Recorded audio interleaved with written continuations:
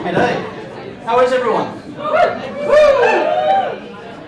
So, we must have lots of new people because no one ever sits down until almost 7. So hopefully you've still been chatting and making friends. This is kind of your 5-minute warning before we get started, and we'll be getting started not sitting down. So make sure you've got your seat, don't give it up, but don't get too attached to it because you'll be moving in a minute. Logistics, bathrooms are at the back.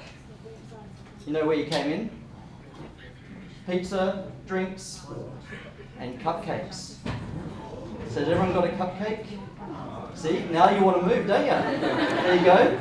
So it's about your 5-minute warning, do the things, and make sure you've kept your seat, but don't be sitting in it. Take the moment to meet some people. Okay, so everyone's got cupcake, pizza, drink, use the bathroom, and you're ready for the next thing now. So the next thing is going to be, Lucas is going to take us way back to SydDT number 1, when this was what we did back then, 9 years ago. So in the tradition of Icebreakers, this is one of my favourites. It gets very, very loud. It's very, very fun. Everybody's going to need to have to stand up and find some space. And I'll take you through the rules very quickly, which are very simple. I mean, does everybody know how to play rock, paper, scissors? If you don't, can you please educate your neighbour? Or your opponent who you're about or your opponents. You can always cheat too, just say, oh, I want to move on. The idea is you find an opponent. It is an icebreaker, so we do want you to introduce yourself first. You'll then rock off, best of 3. If you win, you try and find a winner of a challenge. If you lose, you have to cheer for the person you've just lost against. They would have just given you their name, so you'll know what to yell out. So the idea is you keep following around until we get a final 2, and we'll have a grand final at the very beginning, at the very end, I should say. Best of 3.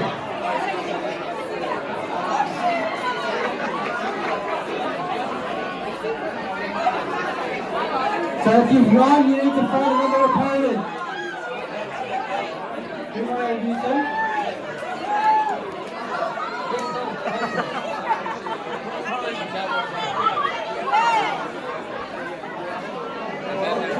So rock, paper, scissors. Scissors beats paper. Paper beats rock.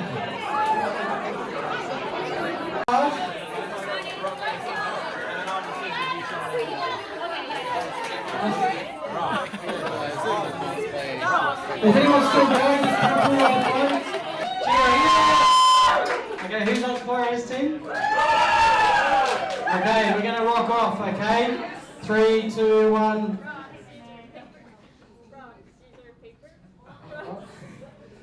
I think we've got a winner. I think Ben, do you want to issue the award for giving us your book? Yeah, we'll do that as a prize. Do that as a prize? Yep.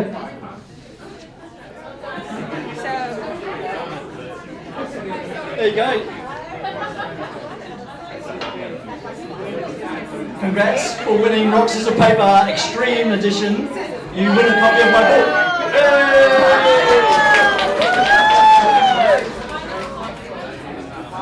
I know we've got another one to go later on, but this, I do highly recommend this book. It actually is really, really cool for those who haven't seen it. Probably go and flick through. There's some really useful frameworks in there, and it's a very guided approach through taking an idea and turning it into something real.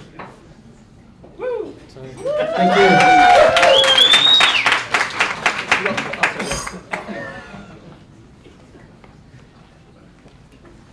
Awesome. Everyone calm back down now. And we're actually going to start proper. So welcome to SydDT number 100. So it's also our 9th birthday. So 11th of June 2015 was SydDT number 1. And so we've got a double whammy 9th birthday celebration. And it's lined up nicely with our 100th meetup as well. So thanks for everyone for coming and being in the room. And a big thanks as well to Therese and Keith and they're going to be talking about delivering inclusive experiences in public services. So we'll get onto that real soon, but to kick off, just want to acknowledge that we're on Gadigal country and pay my respects to elders past, present and future. A big thanks to our sponsors. So we've got a big lineup tonight. Everyone wanted to know on this one. So, first of all, a big thanks to Kate from Thoughtworks. Come and tell us about Thoughtworks, Kate. Hey folks, excited to see everyone here tonight. So some of you will remember this event space from when? We were A lot of times. recently. I can't remember. A month ago. Yeah. Oh, so yeah. There will be more. October. Yeah. And so really lovely to see so many design thinkers here tonight, and particularly excited about the topic because inclusivity and accessibility is something that we champion and is core to the way that we design our digital experiences at Thoughtworks. One of our default practices that we have is accessibility. So we're going to be learning more about that tonight with Keith and Theresa. And so, yeah, welcome. That's enough for me. Awesome. Thanks, Kate. And thanks, Thoughtworks. So Thoughtworks have been a really long time, massive supporter. I think you sponsored drinks for the third one. And then from 2014, was pretty much the main sponsor for most of the meetups through and then Think Places. And Thoughtworks has sort of been tag teaming over the last 18 months or so. So a massive thanks to Kate and the Thoughtworks team for being a huge supporter of SydDT from pretty much right at the very beginning. You might be wondering what's going on over on this little screen. You want to tell us about... What's going on there? Yeah, I wonder. Shapeshifters in the house. Woohoo! Hi everyone, thank you. Yes, this is a live graphic recording if you're not familiar with it. I'm Diana from Shapeshifters, and that's Alan over there doing the magic tonight. And what we do is visual communication for businesses, so we help businesses simplify their communication through illustration. So we do it with strategy on a page, live graphic recording at events and conferences and workshops, and explainer videos, anything really that involves visual storytelling. And we don't only just do it, we also love to share it, and because we believe that anyone can learn it, so we also do training for teams. So I hope you enjoyed tonight's performance. Thank you. Awesome. Thanks, guys. It's a special privilege to have, especially to have it in real time as well. I've seen plenty of the finished products and admired them for a long time, but to see it in action, and we all get to see it live scribed in action, it's going to be awesome. Looking forward to it. And next up, we have Kylie from Lanson Partners. Lanson Partners are a boutique recruitment agency, and I lead our design practice. So if you ever want to chat anything career development, navigating the job market or hiring, feel free to come say hello. Why are you giving that to me? I don't need this. That was up. That can pass off. Awesome. And now, welcome back to the stage, Lucas and Petra. You're coming up as well, aren't you? Not me. Oh yes, please. Yeah, so I'm just here to talk a bit about Growth Habit, which is something I'm going to market with.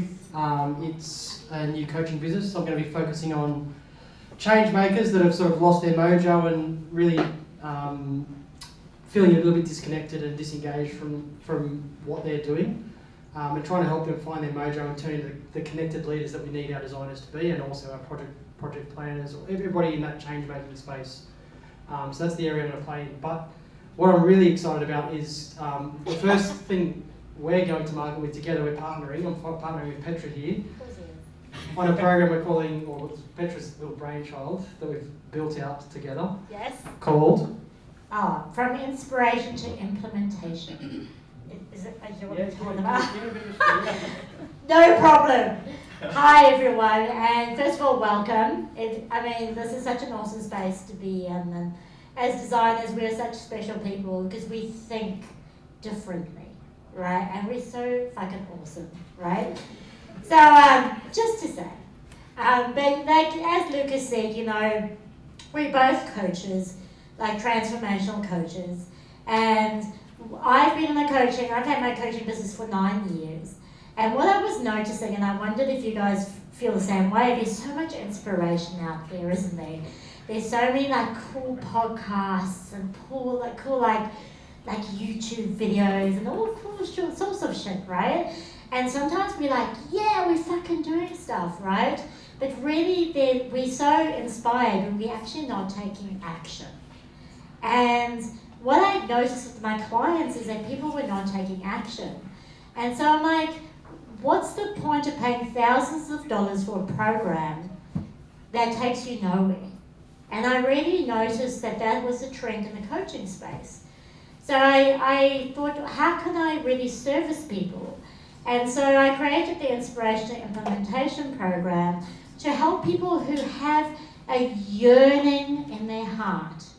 Like, you know, when you have a yearning and you know you're supposed to be doing something, like, you know, with Lucas, he knows he needs to be a full-time coach, right? But I'm sorry, Lucas, I'm putting you on the spot, right? But he's in design, right? Like, there's a process, but you have a yearning, and yet you're not taking that step, right? You have all the information, but that implementation's not there. So I've really looked at that and gone, how can I help people take that step? And what's really missing is a plan, changing habits, all right? Knowing where you're going, knowing how you're going to get there. And of course, I'm really good in the training space, and Lucas is a phenomenal fucking coach. And I'm sorry, like, if you don't expect swearing, I don't know, right? But we're like, you know, so that's why I created the program, and Lucas will tell you a little bit more about that. But if you have a yearning in your heart that you feel you need to be doing something, but you just can't get there, this is why I created the program for you. And you know who you are, because you feel it, right? You feel it in your heart. Right, Lucas, take it over. Yeah, I think just to round it out, we work, as change makers, we work so much on everybody else's transformations, and the biggest transformation you can actually work on is on yourself, and really live a fulfilling life. And then, so a lot of this is focusing on well-being and really driving to the dreams that you want to fulfill for yourself that you probably don't even know you have at the moment. So it's just exploring that. Anyway, that's a bit of a long segment, but sorry. Sorry, bro. Well played. He's like, get off this stage. What have we got next? Oh, it's me. Hi, I'm Ben. So I'm Ben from Dynamic 4. We're a social enterprise and B Corp. And we play at a place where design thinking especially, regenerative innovation and well-being meet. That's the place we play and hang out at. And so I spend a lot of my time coaching, training, working alongside leaders to help them solve problems that matter and do that in more empathic and innovative ways. And that's plenty from me. So more soon. I knew that guy who wrote that book. Yeah, imagine. And I wrote a book. So, being number 100, the big thanks really is to you as the communities. You're the whole reason that we do this.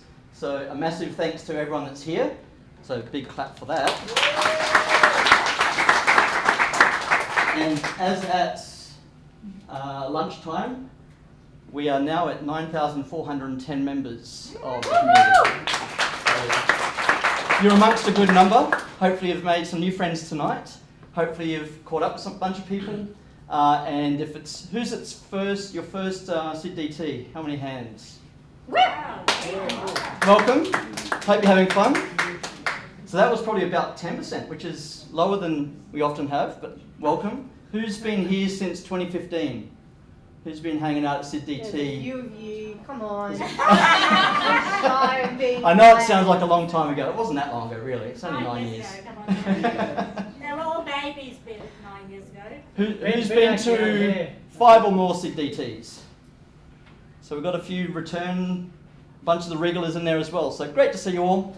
And one of the things that, now that we're on the final climb, the race to 10,000 members, I put out hopefully what I was hoping would be an incentive, but maybe it wasn't, to be joined between the 12th of April and today, that you'd go into a door prize to win a copy of my book. So and you don't have to be in the room to win it. Ah, amazing. So I'm going to do that now. I was going to do a separate door prize for people who are in the room, but that door prize was rock, scissors, paper. So hopefully you really went for that. Now I'm going to do this. No, I'm not that one. And I've put the list of 142 people who are in the draw. And I've asked ChatGPT who the winner is. And the winner is...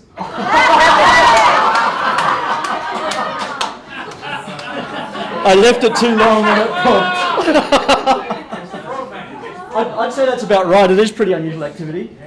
Let's see if we can regenerate. Go on, analysing. The winner is... Random draw, that's what you probably asked for. We'll read the data again. Come on. You 18ers.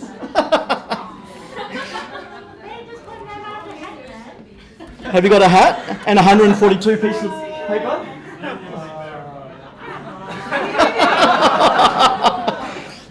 Okay, the winner can take this up with Sam Altman. The winner is There you go! No, that's a slip of the names. And the winner is... Who's number one? Okay, the winner is... Yay! ChatGPT failed. Thank you. I think Sam rigged the game for you.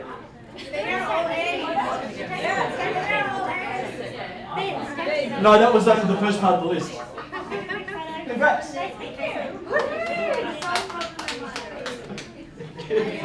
All right. Okay. And marching on. We'll get to the real stuff real soon, I promise. But every month, a loving group of volunteers that we are, we bring this to you. So, Lucas, you've already heard from. Kate, you've heard from. Kylie, you've heard from.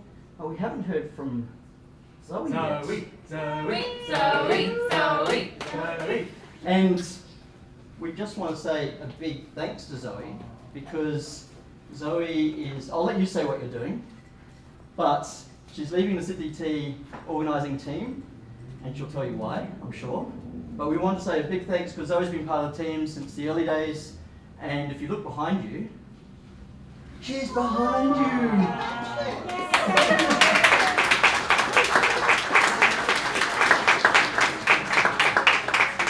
So I'll hand over to Kate, and then we'll hand over to Zoe quickly to say whatever she would like to say. Yeah, I think we're probably more interested to hear from Zoe, but seriously, Zoe has been a staunch organiser of our meetup for 9 years, pretty much from the beginning.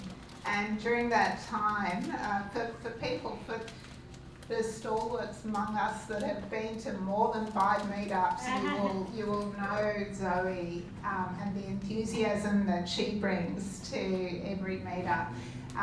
Your enthusiasm is so infectious, and we are going to miss it so much when you're in Chicago. So, Zoe's leaving us. I think I'm going to start crying. It's like the last episode of Friends. But you've been such a core part of this team. It's hard to imagine what it's going to be like without you. But tell us about what you've got planned. Thank you guys. You guys did actually just make me cry, so wow, it's been a long time since I've been nervous, like talking in front of a group. But I think it's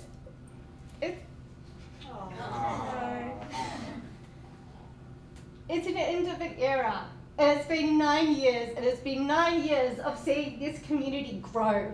It's been 9 years of hearing amazing speakers, both nationally and internationally.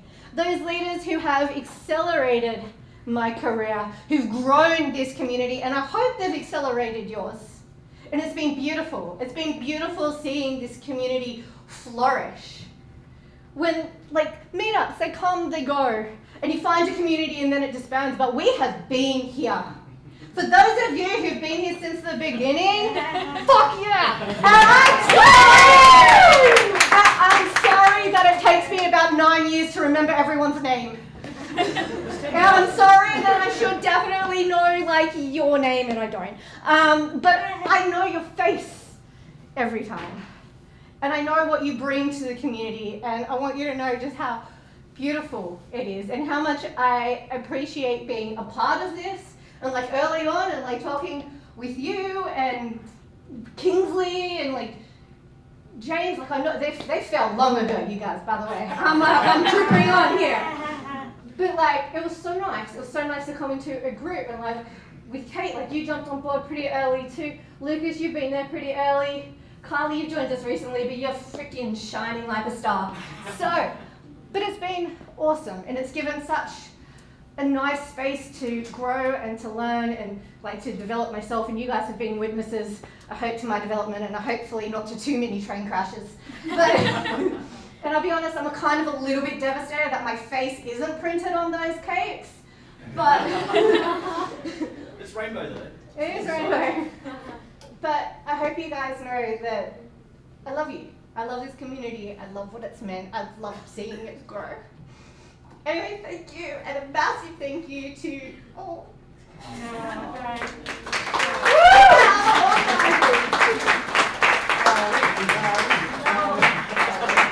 Group hug. Group hug.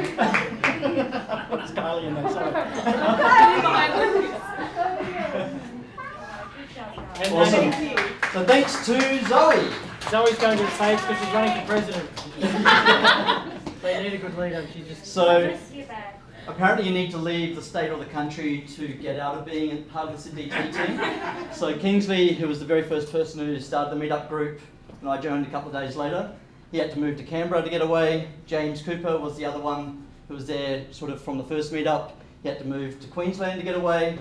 But Zoe's taken it another step and she's leaving the whole country and going to Chicago. So thanks for all you've done over the last 9 years. It's been awesome hanging out with you. And I know it's not the end, so I'm not too sad because we'll keep playing. When I come back, you better have hit that 10K. You better have made it to 20. When are you coming back? 5 years. You got 5 years. Oh, that's easy. 20K by then. 20K. Awesome. Thank you. So the home stretch on the things coming up. So next month on the 11th of July, the topic is going to be AI needs design more than design needs AI. And Chris Rollins is going to be leading us through that one. So hit that QR code, come back next month. And we don't have this much preamble normally. We're normally straight into it. And the final thing in terms of things coming up next week in Melbourne is Design Outlook. And it's going to be the last Design Outlook. Who's going? How many hands? I'm running a workshop. So Stokes is running a workshop on Friday. Do you want to do a shout out for your workshop? Yes, you do. What's the title? It's the Wisdom one? Now is the time to work on your career. So it's about thinking about being successful in the now and thinking about being self-aware and building for tomorrow. So now is the time to work on your career. Hopefully that resonates with everyone. So the Friday is workshops, the Thursday is the all-day conference day, and then Monday to Wednesday there's a bunch of open houses and meetups. So it's sort of an all-week thing. If you hit that QR code, it'll take you to the ticket page.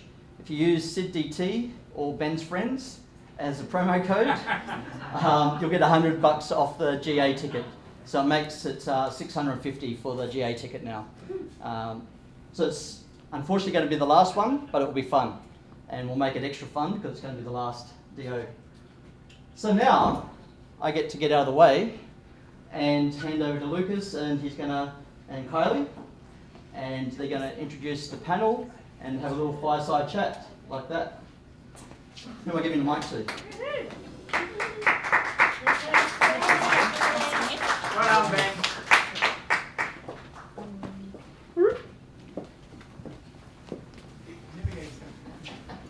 Sorry, I just wanted to get. Do you want the clicker?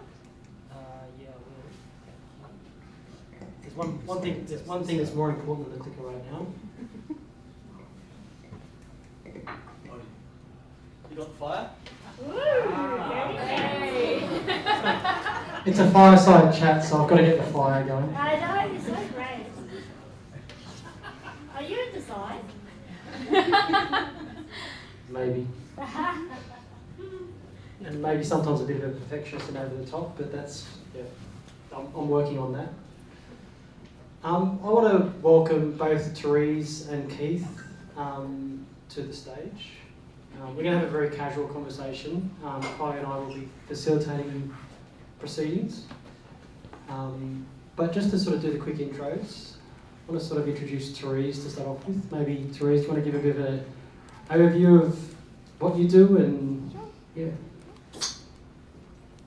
Hi everyone, my name is Therese Konwerski. I am the principal product owner in the digital area of fair trading.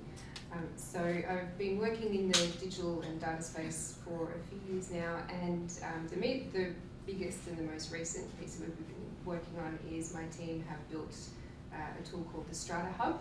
So for anyone that I see a few nods, yes, hopefully you've had good experiences. If not, we can talk later. So all of the strata schemes across New South Wales need to interact with this product, and yeah, we're certainly looking to enhance and improve that as we go. I think one thing that Therese didn't mention, quite humbly, because she is one of the most humble people in the world, I think actually we had a chat at the beginning where she showed my comments saying we've got some industry experts coming, and she's gone to her kids and saying, look, I'm actually an industry expert. And she's put it back down a notch, obviously.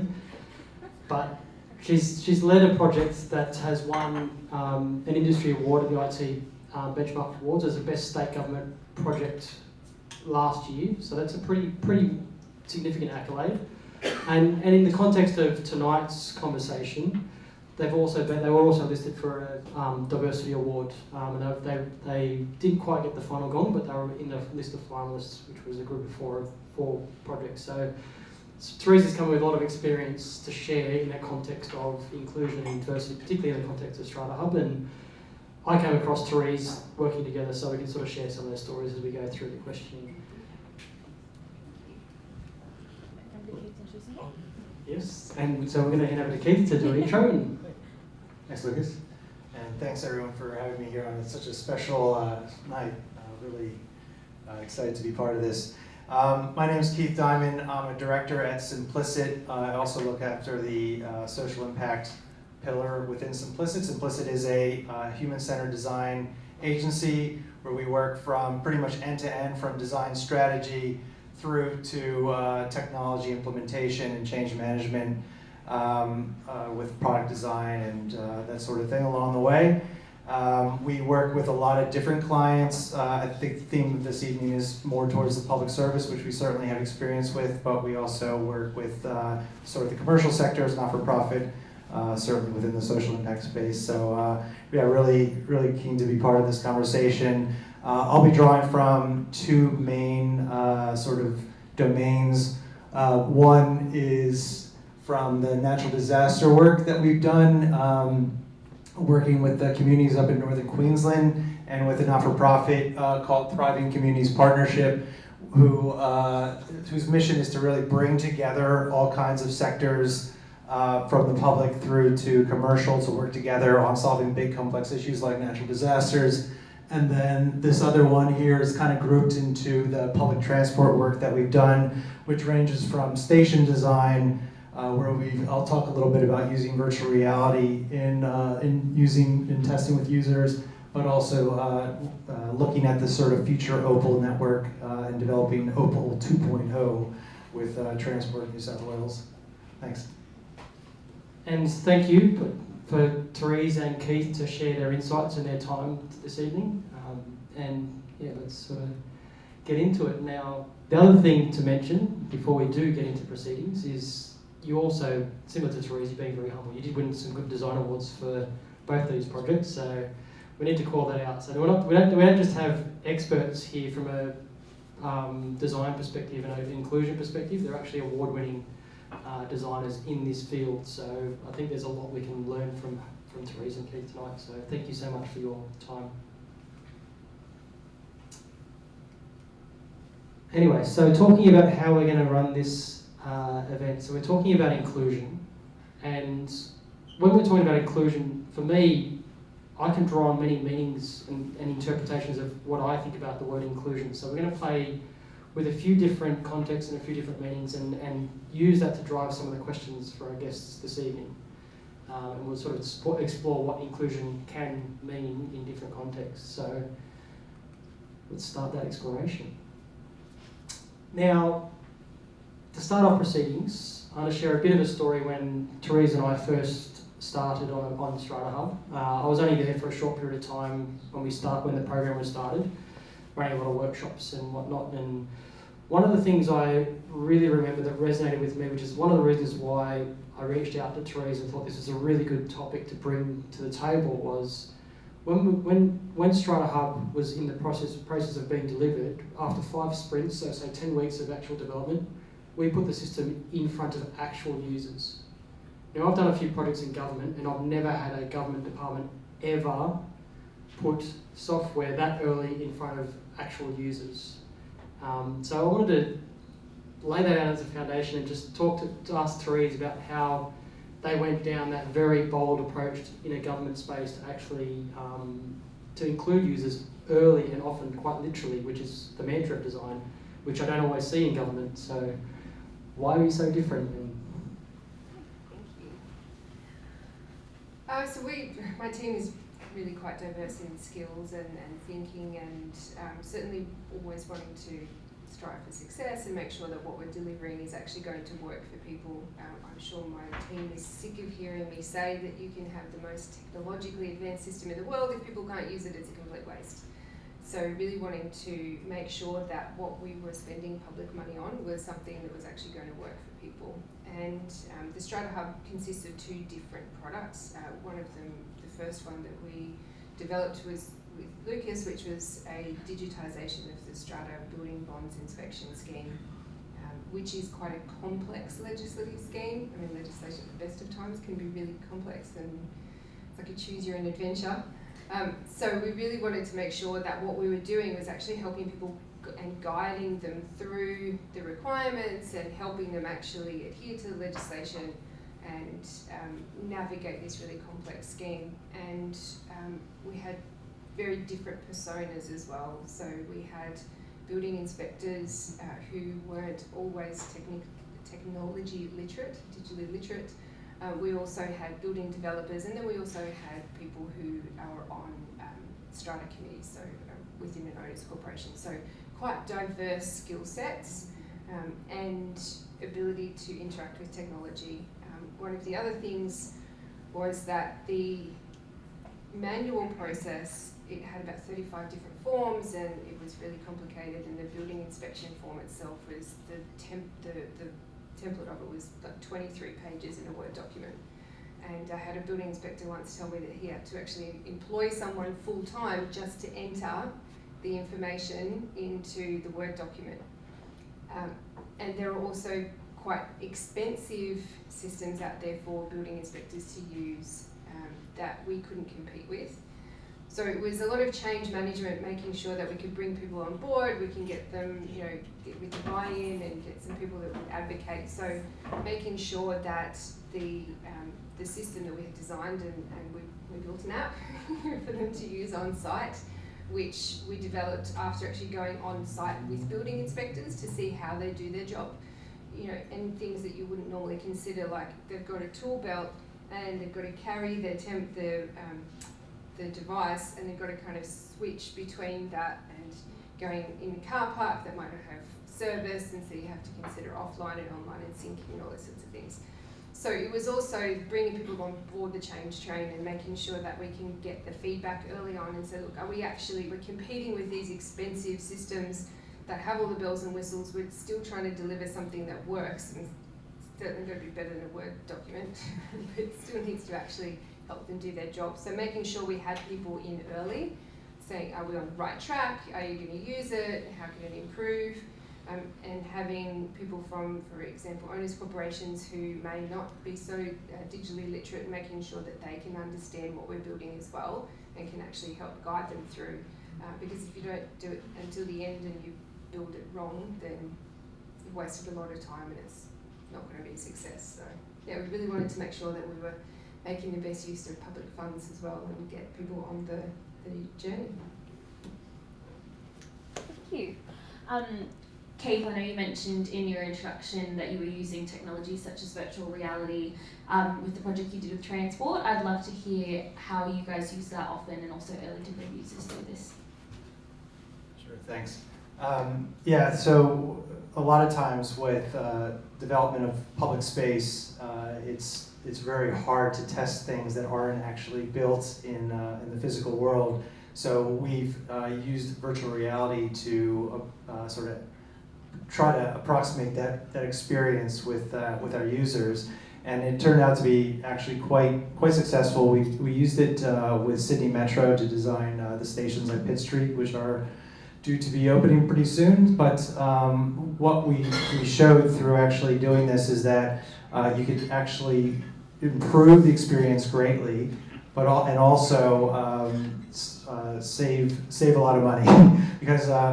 For example, we through running simulations with people, we found out how people were using this. There was like a lift that was placed in a kind of precarious way in the entrance to the ticketing area, and so by running people through this sort of wayfinding exercise, we started seeing how the placement of the lift was going to cause problems with crossing the thoroughfare into the ticketing booth, and so that actually showed the engineers that that the lift needed to be removed, and this was a problem that was discovered way before anything that was actually built. So the client was starting to see that there was a lot of savings that could be had. I think another example too was giving this sort of perception of the spaces. The way that the lighting, so we kind of use different lighting in the virtual reality sense to kind of show like what things could look like in different scenarios, and people gave feedback on their sort of perceptions of safety and also on wayfinding, and that helped to procure the right type of lighting, sort of lighting ambience and use of lighting to light the ways through the stations that also help them procure the right sort of environment, that experience that we're trying to create for travelers in public space. So I think the takeaway really is this idea of trying to test early in the process. This was really driving home for our clients, and I would love to have clients like you that really understand that testing early saves you money. But I think these are kind of case in points where there were hundreds of millions of dollars that are saved in testing how the station designs are going to be done before actually putting cement and taking bulldozers to the site. So that's certainly a great example that we like to use often in testing early and looking for innovative ways to test that experience. So I think with digital products, it's usually easier to test with prototyping, whereas in physical spaces it is more difficult. But that's one of the examples. I'm not sure there was some examples there of them testing, and it proved to be quite sort of powerful. There was actually the one man who was confined to a wheelchair. He was actually paralyzed from the waist down, and when he was taken through the virtual reality experience, he could actually feel the tingling in his legs from moving through the experience. So using the virtual reality, we found was quite powerful in kind of eliciting that experience. So yeah, don't be afraid to be innovative and think about those ways of trying to elicit the experience out of the user.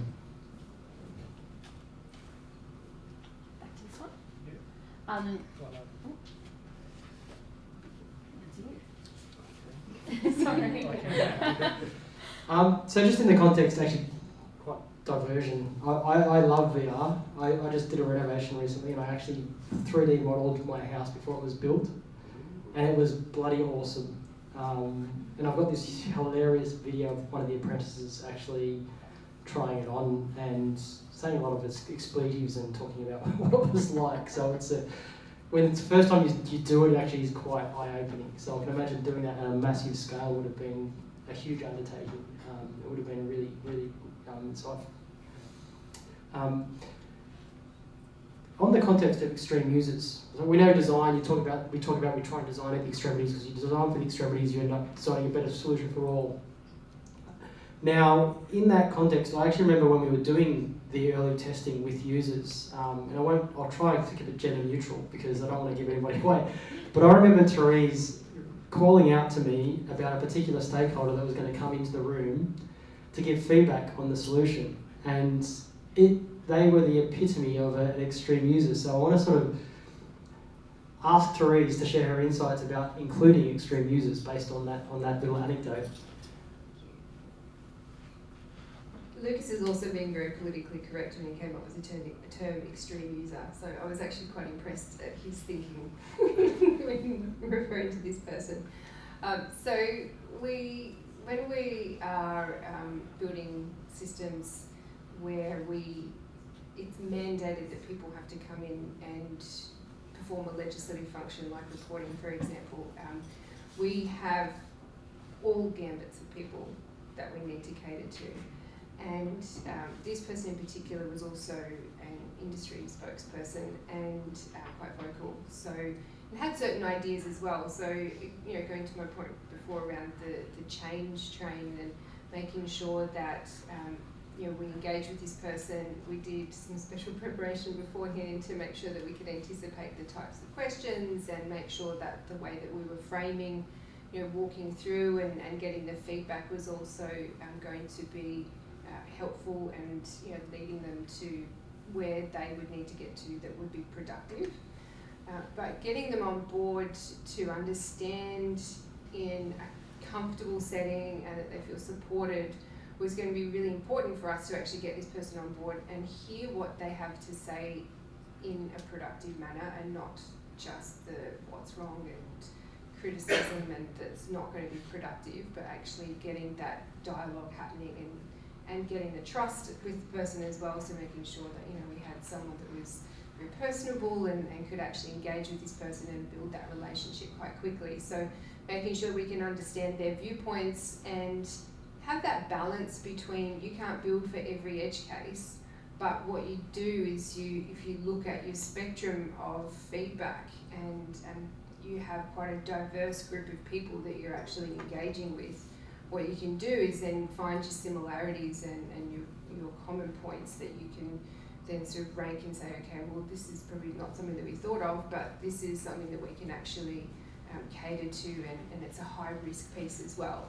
And then that feedback loop was really important as well. So taking on board the feedback that was given, and then playing back any changes that were made from that feedback and highlighting as well and saying, look, you told us this, and as a result, this is actually what we've changed, or we've tweaked it a little bit, or we couldn't really take that one on board.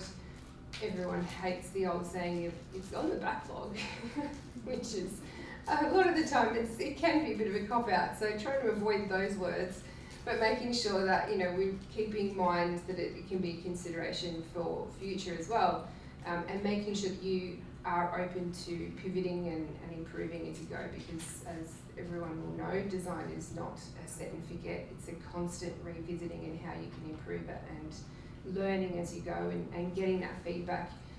And we certainly have a number of people who you can consider as extreme users and have quite differing views, and so sometimes you have to just sort of, yes, it's okay, calm down, and we'll help you through this, and look through and find the gems of what they're getting at as well.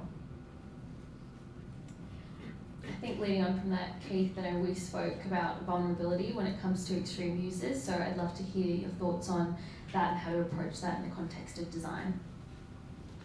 Thanks. So I'll just take a little spin on the idea of extreme user and talk about it from the point of view of vulnerability.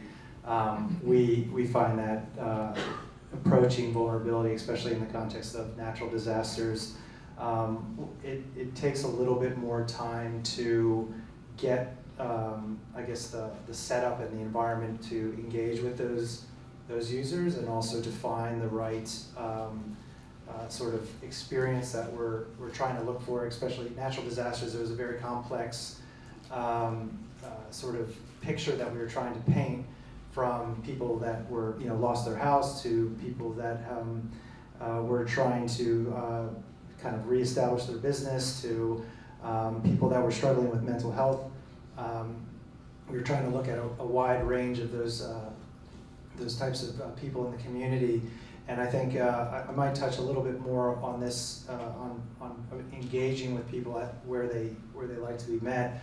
But I guess going through the channels that are trustworthy with them was really, really important to finding those sort of extremes in vulnerability, and then getting people to be okay with telling their story. There was definitely a process in that. I think it takes a lot longer than your normal sort of research sort of program, where I think if people are part of your sort of design agency, you might have a program where you're sort of booking and recruiting, and then a few weeks later you're going to be able to test with users. This particular context, it took a lot longer. We were talking about 2.5, 3 months of trying to find the right customers that were community that were willing to speak to us about their sort of personal stories. But I do also want to sort of talk a little bit about that extreme users. We really value looking for those extremes, because in doing so, you often solve for the sort of standard user, if there is such a thing. But I think also what I wanted to kind of illustrate with that in the sort of transport context is, with people with like an extreme disability, for example, that is confined to a wheelchair. If you're solving problems for them, you're solving for people that are dealing with pushing a pram around or getting off the train with a suitcase and trying to pull that around. So by looking at those extreme users, we often aim for them first, because you're also then going to be solving for those problems that the everyday user might be experiencing.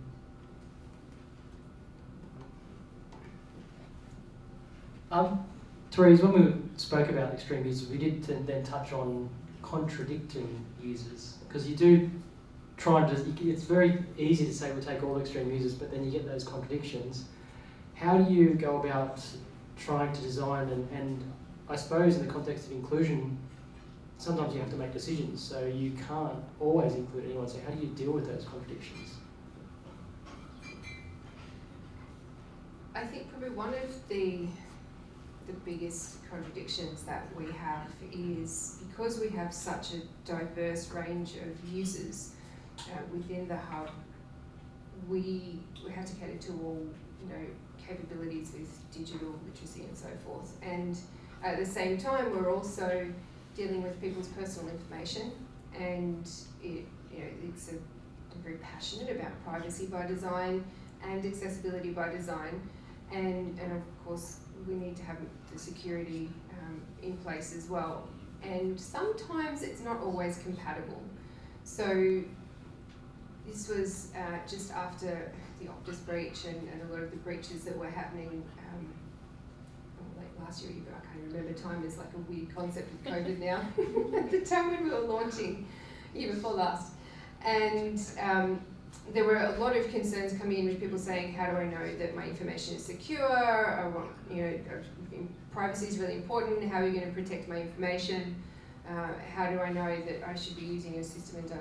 And even though they have to, because it is a legislative obligation, but you have to pair that with still making security able to be used and user-friendly. So I had one person at one point that I was speaking to that had gotten in contact with our minister and was really quite concerned about the security of their information and privacy. And then another person that had contacted us and said that the security of the hub was like it was surrounded by a minefield, surrounded by a barbed wire fence. So you've got these completely different perspectives. And so making sure that we had the right amount of security to keep people's information secure, at the same time as trying to make it as user-friendly as possible for people, but not opening them up to vulnerabilities as well, we had to kind of go middle of the road with an MFA and making sure that it got to people in time, but also the support mechanisms in place for if people needed some guidance to be able to get access in, for example, in using MFA and codes and so forth, to be able to have somewhere like Service New South Wales for people to call in, and we give copious amounts of information and guidance material for them to be able to help people and support them over the phone, and then if they can't I have an amazing team of people who are very customer focused, that have that really caring perspective to be and nature to be able to contact people directly and then walk them through if need be, help them share a screen or a Teams call, what have you, so they can actually help them get to where they need to go and then give the material to help them for next time as well. So even though the way that you build something, you still have to find the middle of the road, you still sort of have to have in mind how you can help the people at either ends that may still need the further support and still access the systems as well. Thank you. Keith, I'd love for you to share just how many contradicting perspectives were involved in the natural disaster project that you worked on, just the wide range of organisations that had different agendas that were involved, and how you were able to come up with a cohesive solution to bring the contradicting perspectives together. Sure, yeah. Now, just for a little bit of context, we were working with there was the monsoon disaster in northern Queensland in 2019, where Townsville, basically there was a cyclone that just got stuck over the city, and then it just rained and rained and rained and rained and rained, and then there was a dam there that kind of flooded, and they just had to let the dam go, and then just kind of flooded the city. And on top of, I think, the other just natural flooding that was happening, the riverbanks breaking and everything like that, what we were trying to do is help organizations like local council, like state government, like sort of insurance companies, like energy companies, understand the pain points in the community, and then convey that back to what's the solution, how do we improve upon the sort of current system that's in place. And what we found, we embarked on a sort of a qualitative approach to our research, where we wanted to elicit all those community stories. And with people that are familiar with qualitative research, there's sort of a thing about trying to aim for saturation. So you're trying to start to hear the same stories over and over again, and that's your kind of point where you're like, okay, I think we've got the sort of qualitative sort of boundaries of our research there. That didn't happen in a natural disaster. Every story we were listening to was totally different. People had unique circumstances. There were crazy, there was different interactions of like one person that had a great experience with their insurance company, others one had absolute horrible ones, and then there was different interplays between the different like local government providing grants, but the grants weren't able to be provided under the circumstances of the person's particular circumstance with the way that the business was sort of impacted by the floods. There was just a lot of unique stories that were happening. So in that sort of typical UX sense, where you're trying to kind of create personas or a sort of customer journey, that was proving to be very, very difficult. And what we actually ended up having to do was just pivot to just telling community stories. So we weren't trying to create a persona that was just going to categorize everything into a nice little package that people could use in their workshop settings. We sort of pivoted to just allowing the stories to be that sort of what it is. And we took some liberties of combining stories together, but overall we were trying to use those stories to kind of create a thread of all the complexity with that, and that actually proved really useful in our workshop settings, where people would actually read stories and then we would workshop around those stories rather than creating those the personas or the journey maps. So yeah, that was kind of an interesting pivot that we found very useful in our setting. I think we've sort of covered some of this, but talking about the all walks of life, and this is probably what we traditionally would consider inclusion covering. So it's probably the more traditional description, but I'm keen to get thoughts on how do we actually include those that aren't as able as some of us, or how do we include people who are different? And so maybe first to you, Therese. What we found when we were building the Hub is that we also have to provide a non-digital solution. So while we certainly prefer people to come in and make sure the digital experience is as good as we can certainly make it a point at least, and then improve on there and really cater for our digital audience, one of the things that we also had to create was a manual option. So what we really wanted to do was make sure that we could have a way for that, for the people who don't have great digital literacy. And I'll never forget a lady that I spoke to.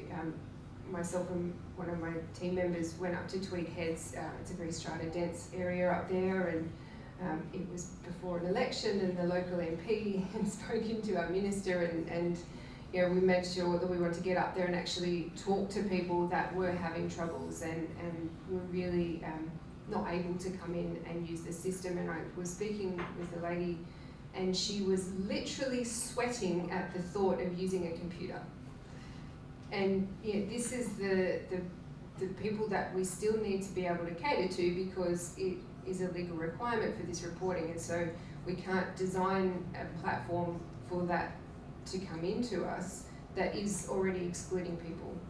You know, we're leading people to break the law essentially. So we need to make sure that we're enabling as many people as we possibly can to actually come in and do their reporting. So this is where the manual form option came in, and we did a few different versions and testing to try and get the form as user-friendly as possible.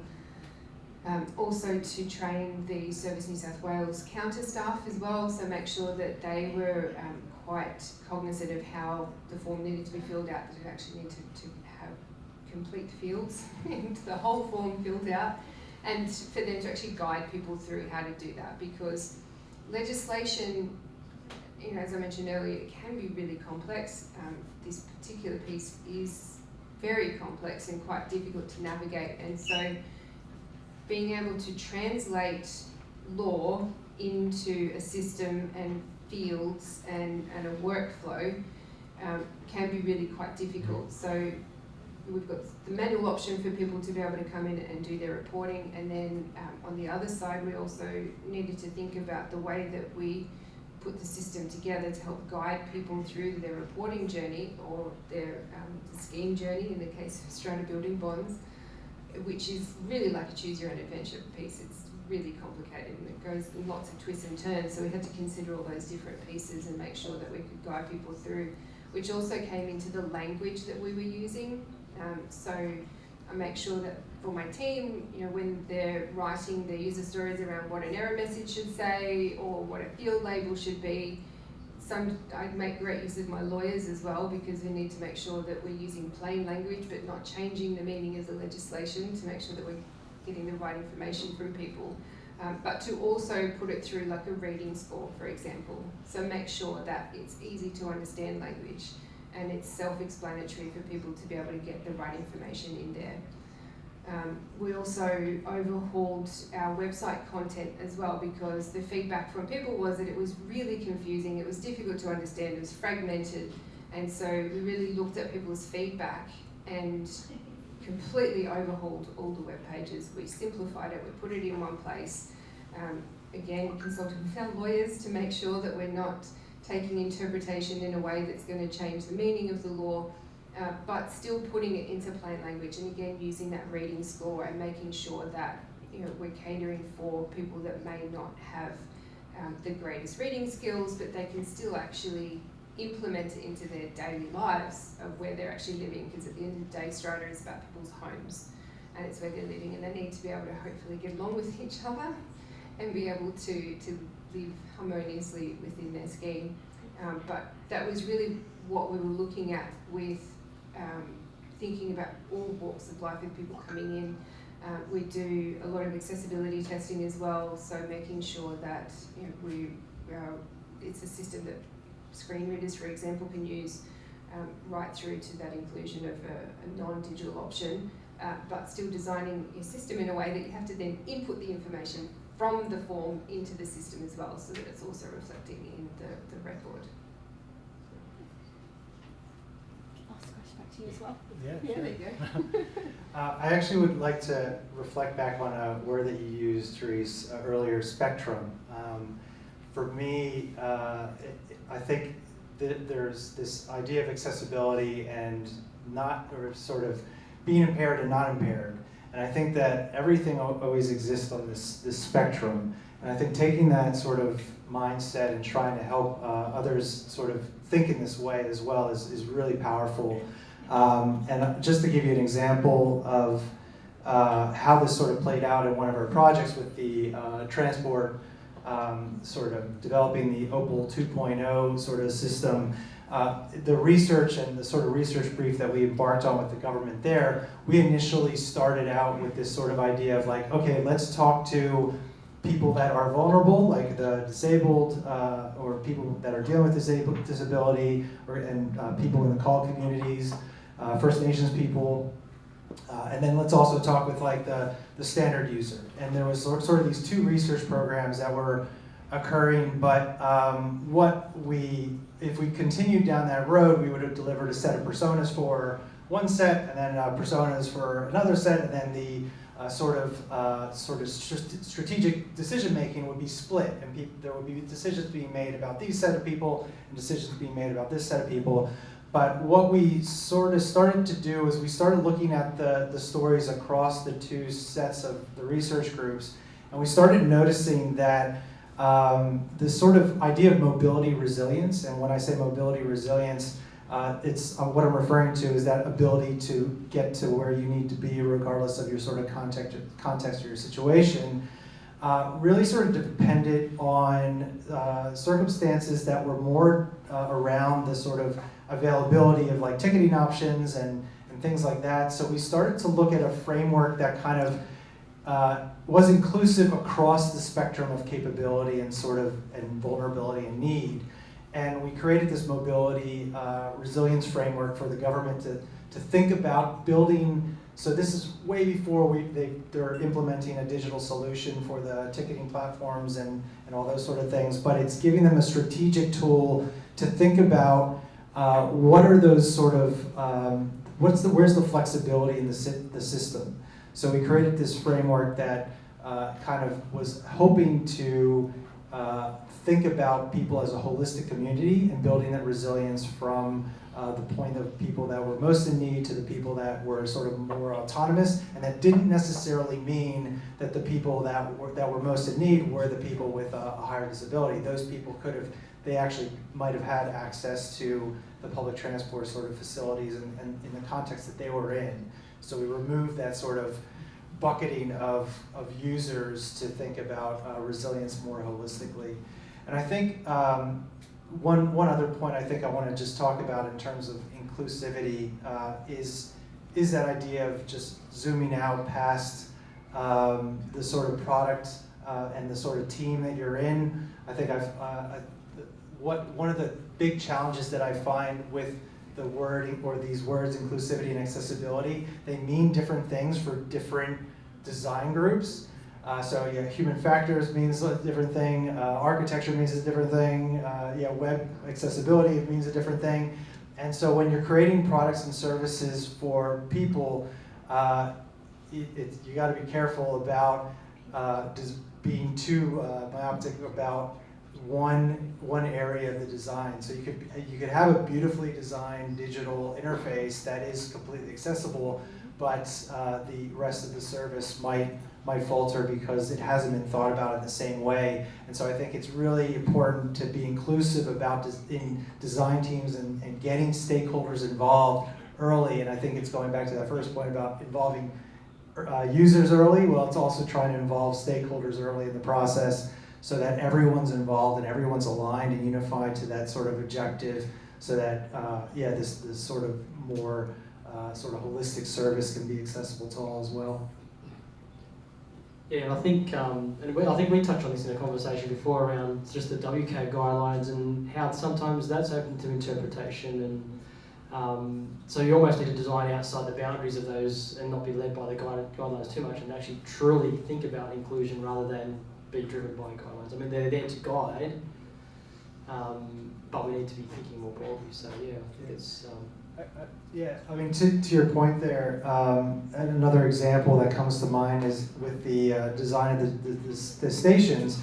There's accessibility codes, or there's building codes that you have to adhere to when you're building things like sinks and bathroom doorways and steps and things like that. But a lot of times they don't consider how all those elements together are experienced.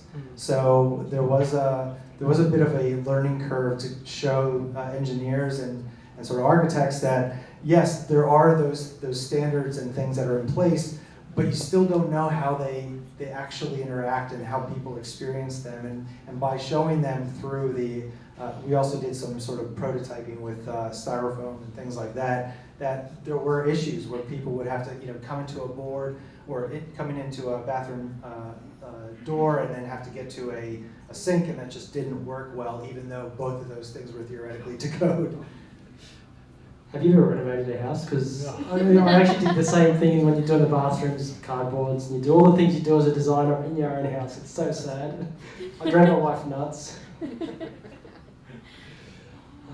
I bet you that was a good house though. I do love it. I must admit, yeah. I'll probably skip over this. We've already covered the channels of engagement, Therese, from your perspective. I think we haven't really asked your perspective on meeting people where they're at. I think you might have a few stories to share in that context. Look, I think in our sort of research capability, we take a trauma-informed approach, which I think I might have a slide. I don't know if we have that. If we do, it's okay. Sorry. No, it's all right. But yeah, for people, certainly look out and investigate. There's sort of different models of a trauma-informed practice. But we sort of take that approach of like really kind of fostering safety, trust, collaboration, choice, empowerment. These are sort of principles that we carry forward into recruiting and also leading sort of the research program. So really allowing people to engage on their own terms, trying to be, I think, transparency, if I didn't mention that, I think that's another one of our principles that we use. But really trying to allow people to feel like they're part of that process, and we're not just trying to extract the data so that we can go away and make sort of clients happy. It's really to benefit them, and then it's their choice to participate in that sort of thing. And especially, I think, mentioning earlier about going through those preferred channels.